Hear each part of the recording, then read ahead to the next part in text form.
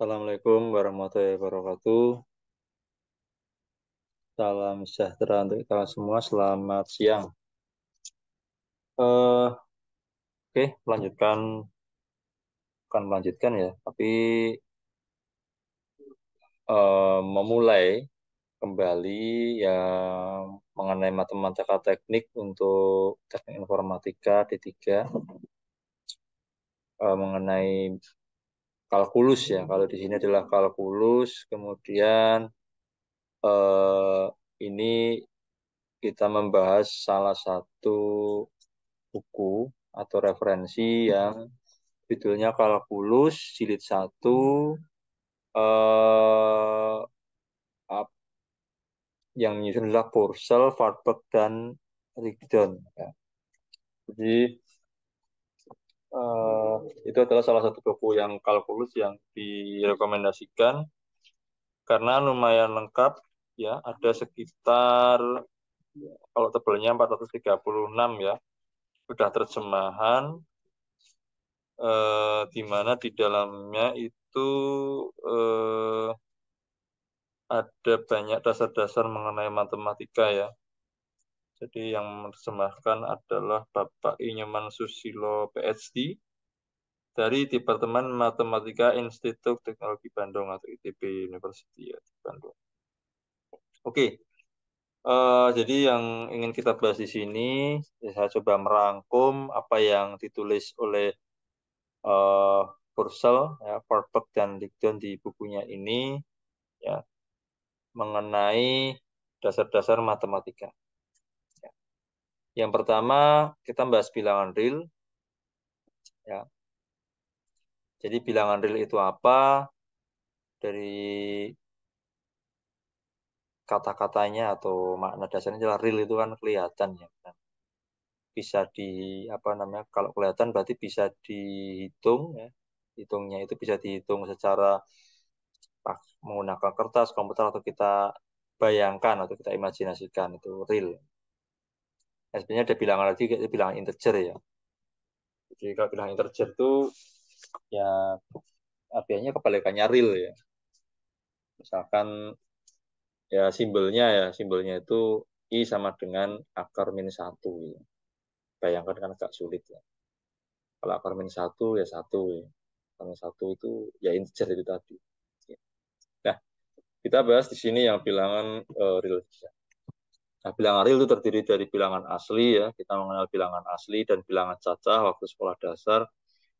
Bilangan cacah itu dimulai dari 0 sampai 1, 2, 3, 4, 5. Jadi ada bilangan 0, ada bilangan asli. Ya, jadi bilangan apa namanya? Real itu dibagi dua sebenarnya. Ada bilangan nol dan bilangan asli ya itu ya. Bilangan nol dan bilangan asli yang kalau asli itu dari 1, 2, 3, 4, 5 dan seterusnya. Kemudian ada bilangan bulat yang namanya bilangan bulat berarti bukan desimal ya. Itu bisa minus, bisa nol, bisa juga plus atau positif. Ya. Bisa negatif, bisa nol, bisa positif. Nah, bilangan rasional atau bilangan pecahan yaitu hasil bagi rasio hasil bagi dua bilangan bulat yaitu M per N di sini dengan M.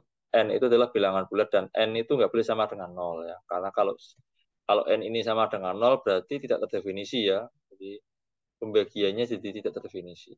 Nah, makanya N-nya ini nggak boleh nol, bisa dibagi tapi jangan nol. Misalkan di sini 3/1 itu sama dengan 3 berarti ya 2/3 itu 0, berapa ya, kemudian minus 4 bagi 3, kemudian 2 bagi minus 5, dan seterusnya. Nah, kebalikan dari bilangan rasional itu adalah irasional, bukan rasio dua bilangan bulat. Ya, biasanya akar atau konstanta tertentu ya, atau pi ya. Biasanya kalau bilangan rasional itu nilainya eh, bisa berulang ya, bisa berulang. Nilainya itu desimalnya maksudnya. Desimalnya itu bisa berulang.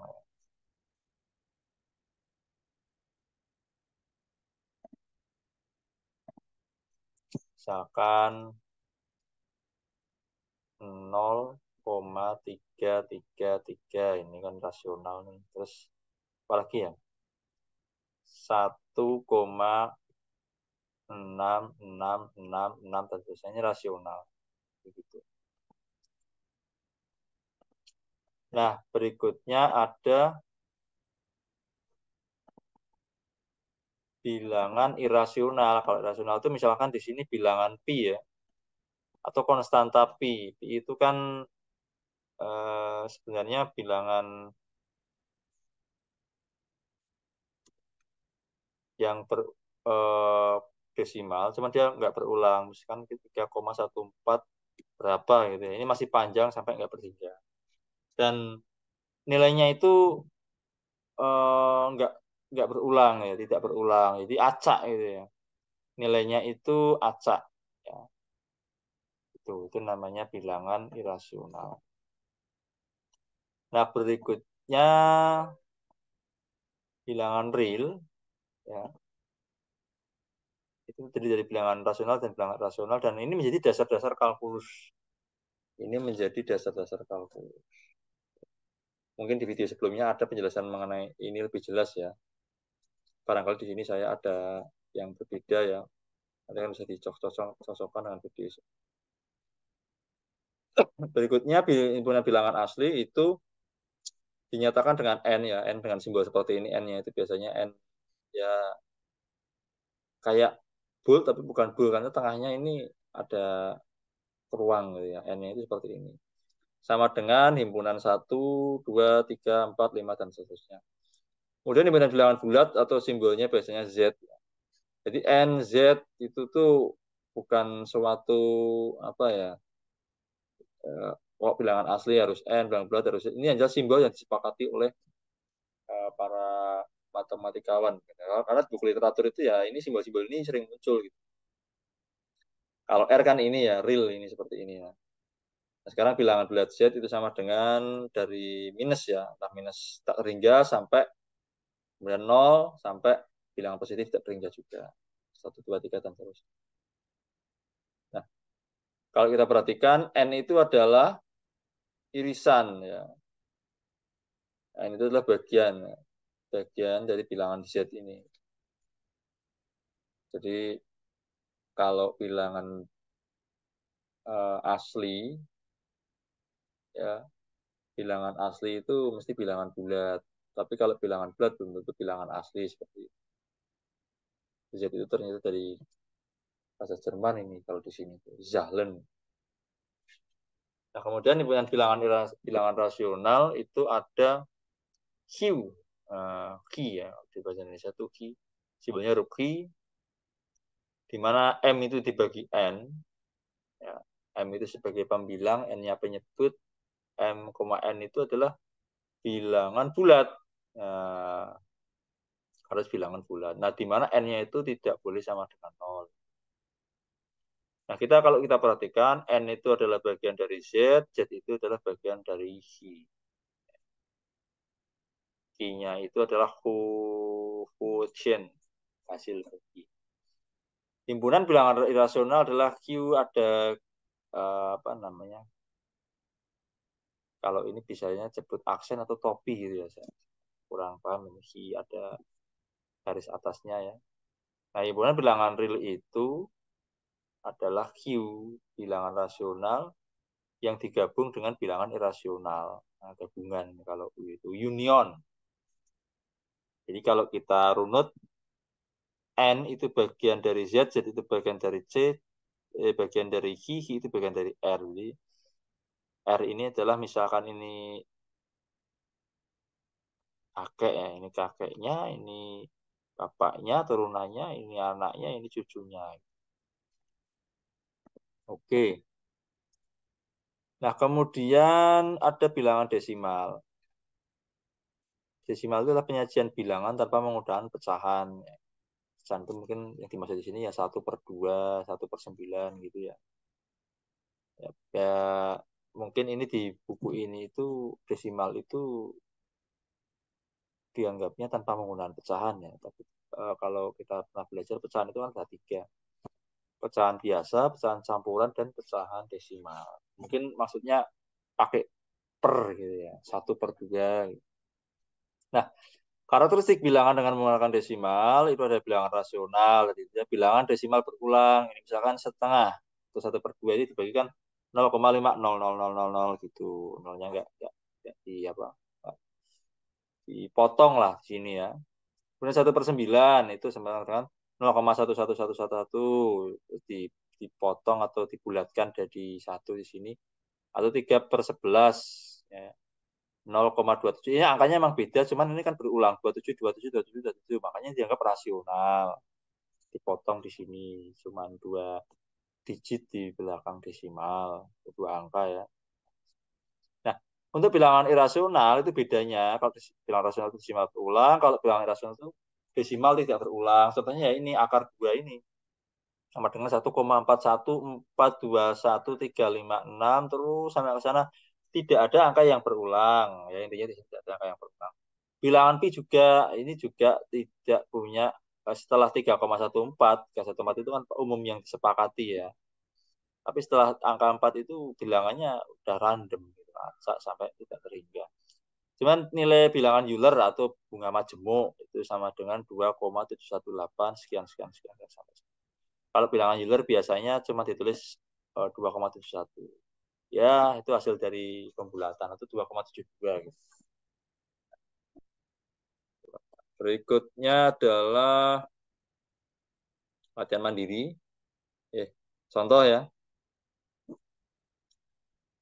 Tulislah bilangan desimal berulang 0,1 sama dengan 0,111 dalam pecahan. Nah, caranya misalkan X sama dengan 0,11111 dan seterusnya sehingga 10X itu sama dengan 1,11111.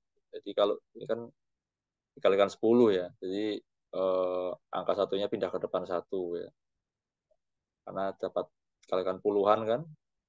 Nah, kita perhatikan caranya bagaimana ya, dengan jumlah bilangan desimal yang sama di belakang koma itu. Kalau 10 X itu sama dengan 1,11111, X itu sama dengan 0,11111. Terus dikurangkan. Nah, 90X kurangi X itu 9X. Ini 1,1111 dikurangi 0,1111 sama dengan 1. Ya, akibatnya X sama dengan 1/9. Jadi 0,11111 seharusnya itu sama dengan 1/9.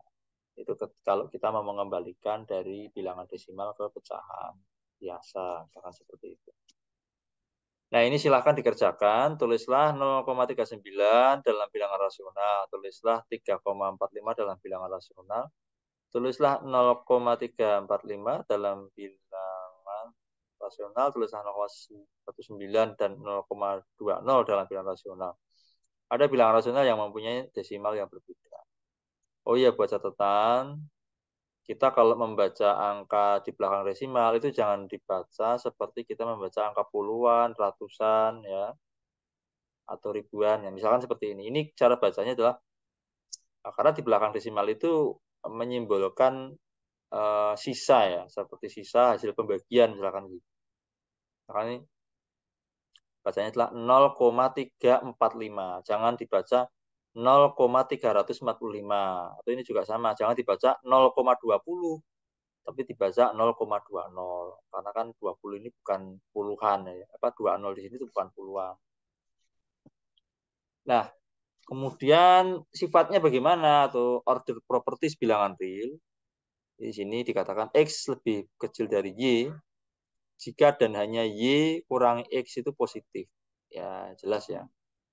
X itu akan selalu lebih kecil dari Y jika Y kurangi X itu positif. Maksudnya bagaimana?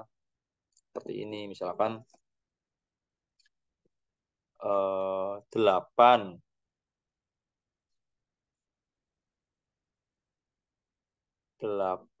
dikurangi 4. Ya, misalkan Y-nya itu 8. Ya.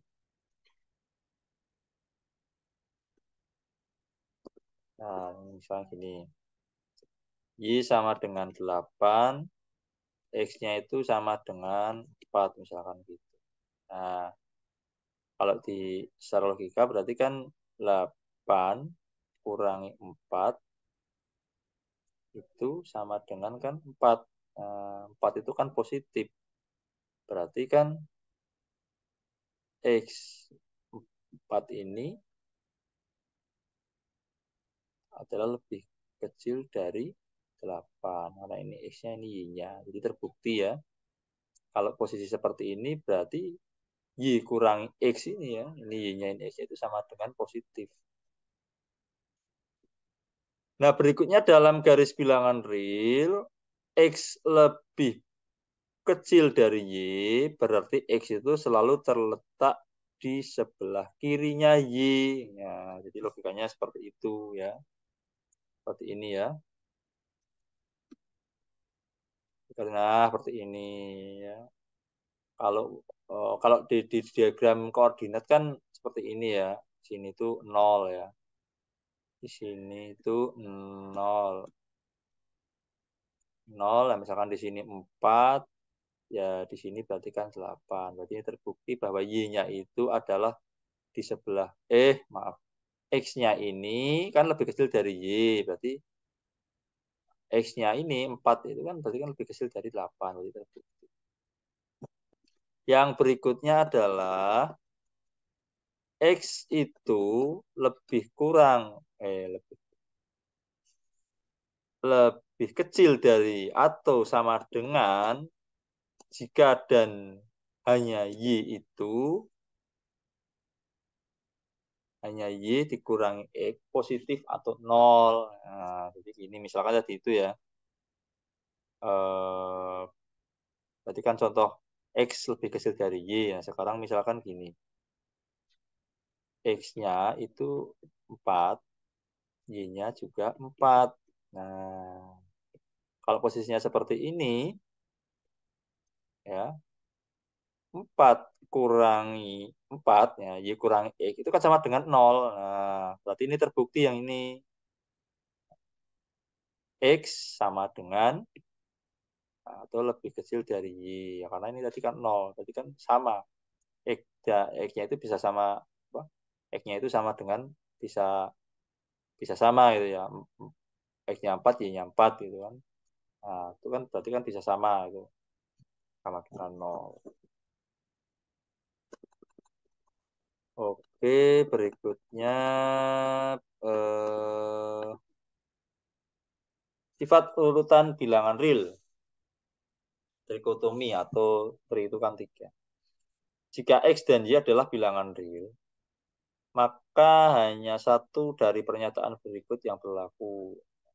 X lebih kecil dari Y, kemungkinan cuma ini ya. X itu bisa lebih kecil dari Y, atau X sama dengan Y, atau X lebih besar dari Y ya cuman. Jadi nggak ada pernyataan lain selain tiga ini gitu ya. Jadi nggak ada pernyataan lain selain ini. Ya. Jadi kalau nggak sama ya tidak sama gitu. Maksudnya kalau nggak persamaan ya pertidaksamaan. Yang tengah ini adalah persamaan, yang ini adalah pertidaksamaan, yang ini pertidaksamaan, yang ini sebelah kanan ini juga tidak sama. Kemudian ketransitifan, jika X lebih kecil dari Y dan Y lebih kecil dari Z, maka X itu mesti akan lebih kecil dari Z. Ini kalau ditulis ya seperti ini, yang ketransitifan ini. Berarti kan di sini. Jadi kalau dituliskan X lebih kecil dari Y, lebih kecil dari Z, kan gitu ya. Nah, otomatis X itu mesti lebih kecil dari Z. Nah, berikutnya untuk penjumlahan. X lebih kecil dari Y itu jika dan hanya jika X tambah Z itu lebih kecil dari Y tambah Z. Maksudnya gini, misalkan tadi ya, X-nya itu 4, Y-nya 8, Z-nya misal 2 gitu loh. Nah, kalau kita masukkan ke sini, berarti kan 4 ditambah 2 ya, ditambah Z, terus yang ini kan lebih kecil dari 8 ditambah 2. Nah, jadi kan terbukti ya, X-nya ini lebih kecil dari Y. Oke, sampai sini seperti itu. Kemudian untuk perkalian, misal Z itu lebih besar dari 0, ya mungkin 1, 2, 3, dan seterusnya, X itu akan lebih kecil dari Y jika dan hanya jika X, perkalian X dengan Z itu lebih kecil dari perkalian Y dengan Z. Ya, tadi itu, misalkan X-nya 4, Y-nya 8, Z-nya itu lebih dari 0 ya, misalkan 2 gitu saja sama. Nah, ini kita buktikan. Kalau dimasukkan ke sini berarti kan X itu 4 dikali 2 sama dengan Y ya, 8 dikali 2. Nah, sama dengan, maaf ya, bukan sama dengan, ini sama dengan. Itu berarti di sini kan simbolnya seperti ini. Nah, ini nah kita buktikan. 4 kali 2 itu adalah 8. 8 kali 2 adalah 16. 8 lebih kecil dari 16. Berarti ini terbukti ya. Nah, berikutnya untuk yang perkalian yang kedua, ya aturan perkalian yang kedua dari bilangan real. Bilangan real ya. Misal Z kurang dari 0, berarti minus ini yang jelas. X itu akan lebih kecil dari Y. Nah, ini ada perubahan nih. X itu akan lebih kecil dari Y. Jika dan hanya jika perkalian antara X dengan Z itu lebih besar dari Y dikali Z. Nah, kita buktikan ya. Apakah benar nanti akan X-nya lebih kecil ketika ini persamaan itu untuk X kali Z itu lebih besar dari Y kali Z. Misalkan X itu sama dengan 4, Y itu sama dengan 8. Nah, ini misalkan Z-nya itu mungkin minus 2. Gitu ya. Kita buktikan, kita masukkan ke sini. Apakah nanti X-nya itu akan lebih kecil dari Y kalau ininya besar. Berarti kan 4 ya. 4 kali Z-nya itu kan minus 2. Lebih besar. Nah, lebih besar Y. Lebih besar dari Y. Y itu 8. Dikali minus 2. Gitu. Nah, yang sini adalah 4 kali minus 2 itu adalah minus 8.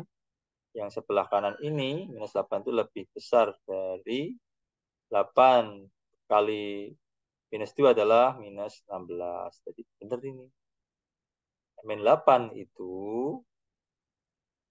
lebih besar dari min 16. Jadi terbukti ini. Ketikanya dibalik. Karena kalau ini nggak dibalik, ada perubahan tanda berkesamaan di sifat lain. Kalau itu dibalik, berarti kan logikanya seperti ini ya. Nah, ini minus 8 lebih kecil dari min 16. Ini kan salah. Ini benar ya. Aturan ini benar. Oke, untuk bilangan real itu seperti itu. Silahkan nanti teman-teman berlatih dengan soal-soal yang tadi ada di slide sebelumnya ya. Ini ada quote dari Leopold Kronecker, matematikawan Jerman yang hidup di sekitar abad 18. Silahkan ditranslate sendiri ya. Yang jelas ini mesti ada hubungannya dengan bilangan. Oke, kalau ada pertanyaan, semoga apa yang kita pelajari ini bermanfaat. Silahkan tuliskan komen ya. Dan yang jelas ini hanya merangkum dari buku yang sudah ditulis Purcell, Perberg, dan Rigdon ini, karena ini menjadi banyak referensi ya, lumayan ini bukunya, sudah diterjemahkan juga. Namun bila ada penyampaian atau pembahasan kita yang sudah saya tadi rangkum satu persatu ada kesalahan, mohon maaf sudah banyak, atau mungkin bisa dituliskan koreksinya di kolom komentar, supaya apa? Supaya pembahasan ini itu tidak berhenti dari video ini, tapi masih berlanjut. Oke. Selamat siang, salam sejahtera. Assalamualaikum warahmatullahi wabarakatuh.